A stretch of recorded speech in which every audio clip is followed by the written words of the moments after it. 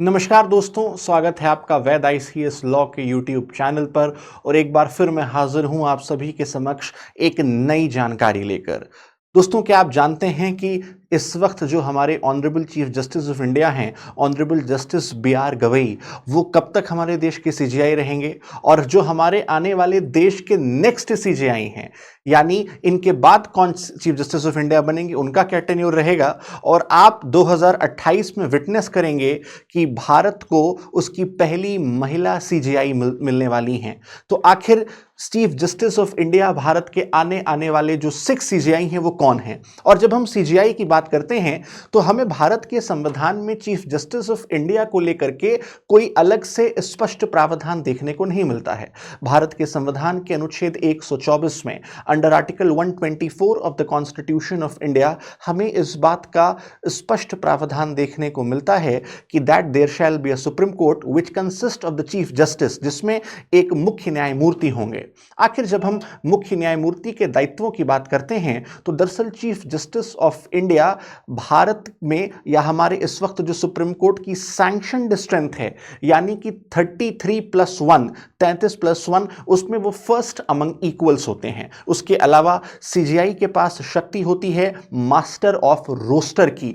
जब हम master of roster की बात करते हैं तो उसका यह मतलब हो जाता है कि सीजीआई के पास ही यह अधिकार है कि वे किस मामले की सुनवाई के लिए किस बेंच को वो केस रेफर करेंगे, कौन से कॉन्स्टिट्यूशनल बेंचेस बनेंगी, कौन से डिविजनल बेंचेस बनेंगी, डिविजनल बेंचेस को कौन सा मैटर रेफर किया जाएगा, कौन से जज कौन से मामले सुनेंगे, ये सारा का सारा सीजीआई का मास्टर ऑफ रोस्टर के रूप में फंक्शन होता है। उसके अलावा जब हम चीफ जस्टिस ऑफ इंडिया की बात करते हैं तो दरअसल chief justice of India Bharat में कॉलेजियम के हेड होते हैं। जैसा कि मैंने अपने एक पिछले शॉर्ट में आपको बताया था कि दरअसल जो कॉलेजियम प्रणाली है यह हमारे देश में हायर जुडिशरी यानी कि हाई कोर्ट और सुप्रीम कोर्ट के जजेस के अपॉइंटमेंट की बात करती है। यानी जब हम सुप्रीम कोर्ट के कॉलेजियम की बात करते हैं तो उस वक्त उसमें सुप्रीम कोर्ट के honourable chief justice of India और 4 सीनियर मोस्ट जजेस उसमें शामिल होते हैं।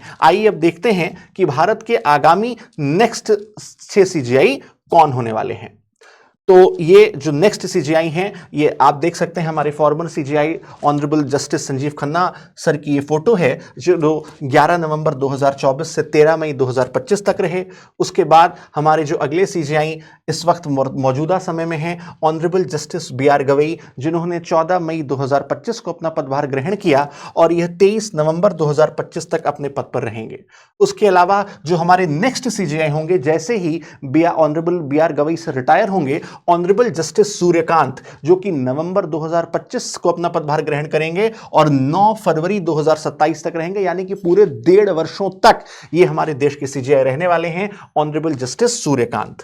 आगे बढ़ते हैं तो इसके बाद हमारे चीफ जस्टिस बनेंगे जस्टिस विक्रमनाथ, जो कि अपना टेन्योर 10 फरवरी 2027 को शुरू करेंगे और 23 सितंबर 2027 तक, यानी कि एक तरीके से कहा जाए तो कुल 7 महीनों तक देश में अब मुख्य न्यायमूर्ति के रूप में अपनी सेवाएं देंगे। आप जानते होंगे कि हमारे देश में जो चाहे हाईकोर्ट के जजेस हों या सुप्रीम कोर्ट के, जहां हाईकोर्ट के जजेस की रिटायरमेंट एज 62 होती है, वहीं पर सुप्रीम कोर्ट के रिटायरमेंट की जजेस की एज 65 होती है। और ये जो एक लाइन से आप देख रहे होंगे कि ऑनरेबल जस्टिस विक्रमनाथ, उससे पहले ऑनरेबल जस्टिस सूर्यकांत, ये सभी लोग एक line of succession on the principle of seniority CGI के रूप में लगातार अपॉइंट किए जाते हैं और तकनीकी आधार पर इनकी नियुक्ति राष्ट्रपति के द्वारा होती है as per article 124 sub clause 2 of the constitution. उसके बाद जब ऑनरेबल जस्टिस विक्रमनाथ के बाद आप देखेंगे कि ऑनरेबल जस्टिस बी नगरत्ना, जो कि 24 सितंबर को हमारे देश की पहली महिला सीजीआई बनेंगी,